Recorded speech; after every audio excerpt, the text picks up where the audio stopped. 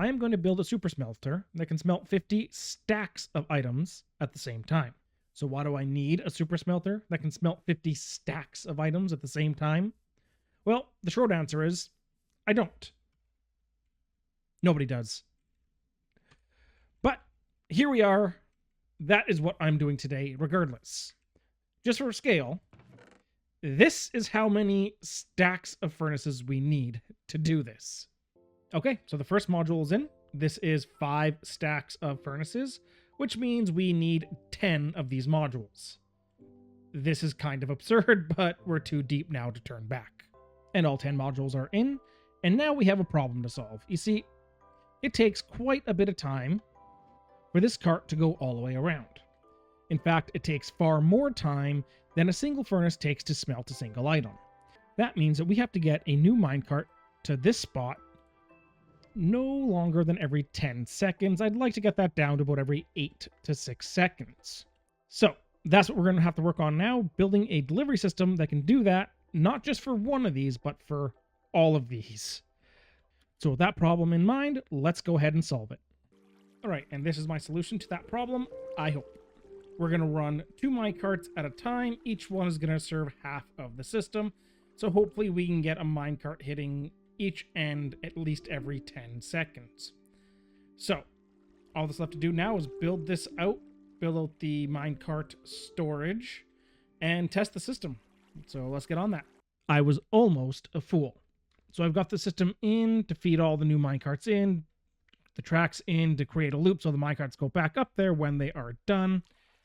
And I realized that I haven't fed the system in to feed these into the furnaces. However, once I do that, we will be ready to give this a real test. Okay, the item distribution systems are in. So how these work is as the minecart comes through here, it'll trigger this detection rail that will push this block over and change this rail so that the next minecart will take this path. And then once we get to the end, it will trigger this line, and that will reset each system.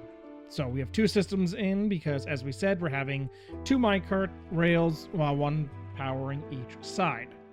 So the only thing left now is to actually run a test. So let's set that up and do that. And with this button, the stress test will commence. That didn't work. And with this button, the test will commence. Oh God. I might have gone a little bit overboard. Okay, so stress test failure. I now have some problems to fix. Okay, so problem resolution here. First off, the problem of it releasing too many minecarts was resolved with a, I believe we call this a monostable circuit. Basically, when the system powers this line off, it'll give a 1-tick pulse, and that releases only 1 minecart. So that system is fixed. The system where it wasn't picking anything up because they were landing all over the place, we put in a drop chute so they should land directly on top of the minecarts. And the problem where we were generating way too many blocks, we scaled this back drastically instead of going to build height. So with all of that being said, we should be able to just press this button and do a nice little stress test like so. All right, struggling a little bit again, but not as bad. We may have gone a little too high. And it broke all the, yeah, it broke all the water again. So we're still overdoing it on that front. Okay, so a couple more problems to fix. We got some stuck minecarts. Not sure if the system was just too slow or if that was just the final. No, that should have been the final cart. So because I was problem solving up there, I don't know about the speed of the system. And we have to fix the minecarts getting stuck here. Okay, so I don't think the sand moving through the torches was actually a glitch because I did a test down there. And even with just 1 sand, it was able to move through the torch. So I went back to build height and I ran this one twice. Now that means, if my math is correct, there's about 350 stacks of items up there. So we're just going to hit this button, which will release that into the system. And then we'll do the timer and see how long it takes for the minecarts to get here in between each minecart. Okay, so a few problems I am noticing. You see right there, every so often, it will actually send multiple, and those ones are just bouncing back and forth, but every so often it'll send multiple mine carts down each track. So I got to find out why it's doing that. I suspect my single ticker isn't single ticking every time. Also, it's still taking way too long to get back here. Now, I have a feeling the multiple minecart issue is contributing to that problem. So we're going to try and solve the multiple minecart issue first. Then we will start worrying about the other problem. And I will say, though, it went through 300 stacks insanely quickly, even with all of those problems. And we have a minecart that somehow ended up here. We did have a successful test where we had no duplicate minecarts going to the same track. However, we still need to shave at least 7 seconds off of the far tracks here. Just shave 7 seconds between minecarts. We got to find a way to do that. Also, I got a little bit of an issue. Some minecarts from this side are somehow ending up in this system. So I got to find out what's going on with that and why that's happening, and obviously fix that. And then I got to fix the speed issue. So I'm going to get to work on those, and hopefully I will have a solution right away. Well, I've done it. I have figured out how to speed it up enough to keep the minecarts landing less than 10 seconds apart. The answer was actually pretty easy. So instead of using comparators, in which we were using that to judge the strength for when the minecart was full, we would release it. Every single time a minecart lands here, it's just going to instantly release. Now, this will work because the minecarts can pick all the items up instantly. So, I'll show you here. I'm going to plant this here. That. Let's, there we go. System is working. So you see, it comes in, it just instantly says go. No problem. We did lose one minecart, so we're going to go ahead and replenish that in the system now. One issue I did run into when I did the first full circle test was these ran out before the minecarts could get back in. But I was short a few minecarts when that happened, so I'm just going to check it here and see if we can keep it moving correctly or if I have to increase the amount of storage.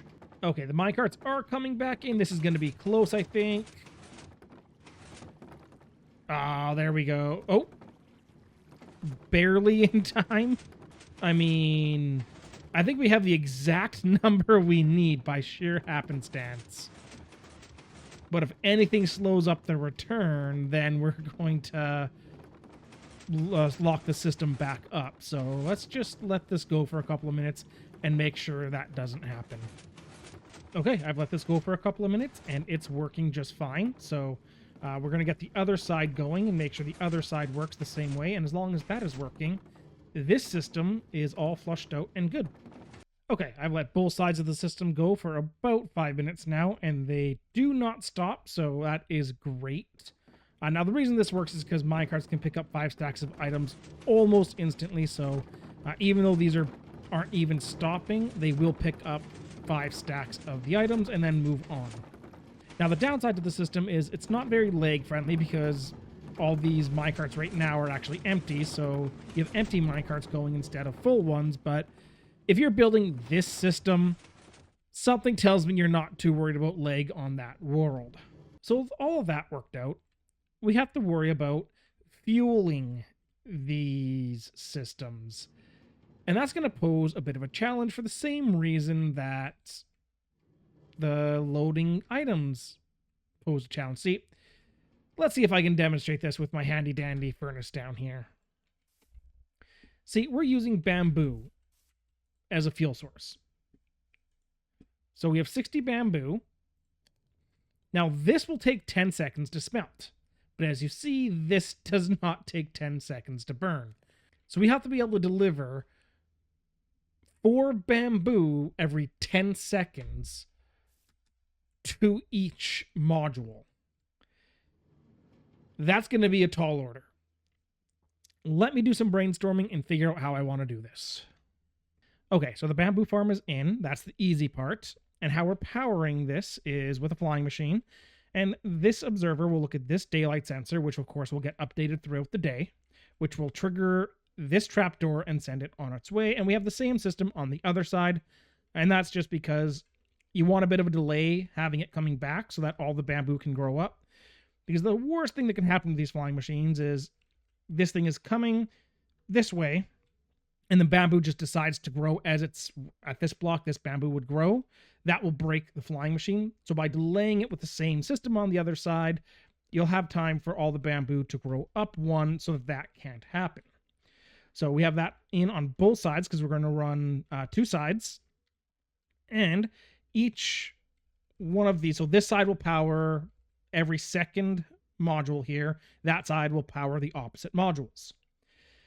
I really should have done this, however, after I got all of the rail systems in.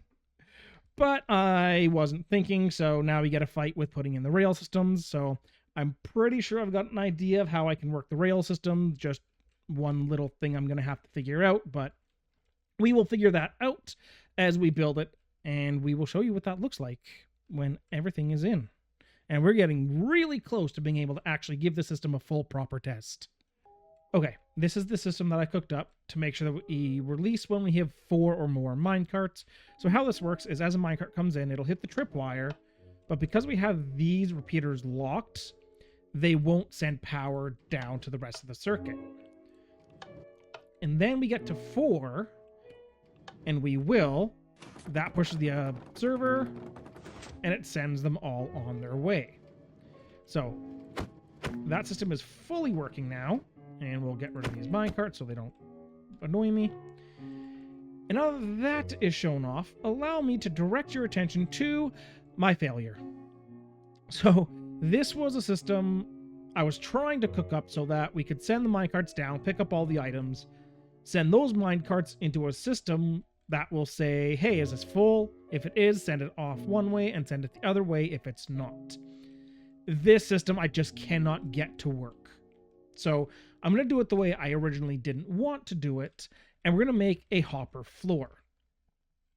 So we'll break the system up so that we have 2 hoppers feeding every dropper. Those droppers are just going to be pulsing all the time with observers. So they're dropping into a water stream, and then we'll send all the items to a minecart loader. And when there's 4 in each module, it'll send them on to power the furnaces. Yeah, I could maybe get this system to work, but I've wasted so much time already working on it and have gotten nowhere. So we're just going to go with the hopper floor. It's a little less efficient, but it'll be fine. All right, the fueling system is complete. All of the minecarts are in. And the only thing left is to let time advance so that it will actually trigger the bamboo farm. Now, this is going to create a ton of entities. So I'm probably going to lag spike, but here we go anyways.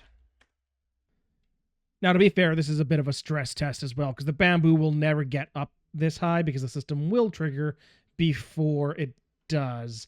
I just didn't want those going constantly while I was building everything out. So here we go. I'm not going to make you guys suffer through this. I'm just going to go ahead and let you know when it's done. If I'm being honest, this is a little bit painful. This is not the system you build if you're worried about lag. However, overall, it is working.